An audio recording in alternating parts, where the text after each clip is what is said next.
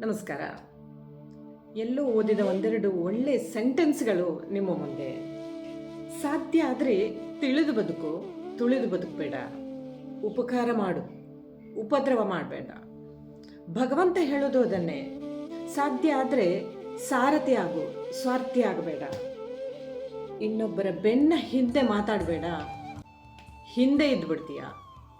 ಇನ್ನೊಬ್ಬರ ಕಾಲ ಎಳೆಯುವ ಪ್ರಯತ್ನ ಮಾಡಬೇಡ, ಯಾವತ್ತು ಕಾಲು ಕೆಳಗೆ ಇದ್ಬಿಡ್ತೀಯ ಅಂತ ಅಲ್ವಾ. ಇನ್ನೊಬ್ಬರನ್ನು ಹುರಿದುಂಬಿಸಿ ಬದುಕು, ಹಂಗಿಸಿ ಬದುಕಬೇಡ.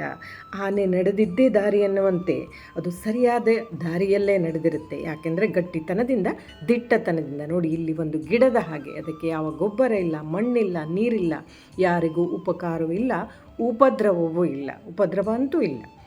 ಆದರೆ ಇಲ್ಲಿ ಇನ್ನೊಂದು ಗಿಡದ ಹಾಗೆ ಬದುಕಬೇಕು. ಇದು ಉಪಕಾರವೂ ಇದೆ, ಗಟ್ಟಿತನವೂ ಇದೆ, ಯಾರ ಹಂಗಿಲ್ಲದೆ, ಯಾರ ಆಸರೆ ಇಲ್ಲದೆ, ಎಲ್ಲ ನಿಲ್ಲಿಸಲೂ ಇಲ್ಲ, ಇದಕ್ಕೆ ನಿಂದಿಸಲೂ ಇಲ್ಲ. ತನ್ನಷ್ಟಕ್ಕೆ ತಾನು ಬೆಳೆದು ಸಮಾಜಕ್ಕೆ ಉಪಕಾರ ಆಗುವ ಹಾಗೆ ಬದುಕು. ಇಷ್ಟೇ ಬದುಕು ಅನ್ನೋದು ಒಂದೆರಡು ದಿನದ ಸಂಭ್ರಮ. ಅದರಲ್ಲಿ ಒಂದು ದಿನ ಚಂದದಲ್ಲಿ ಅರಳಿ ಬದುಕನ್ನು ಮುಗಿಸಬೇಕಾಗ್ತದೆ. ಏನಂತೀರ ಸ್ನೇಹಿತರೆ? Thank you.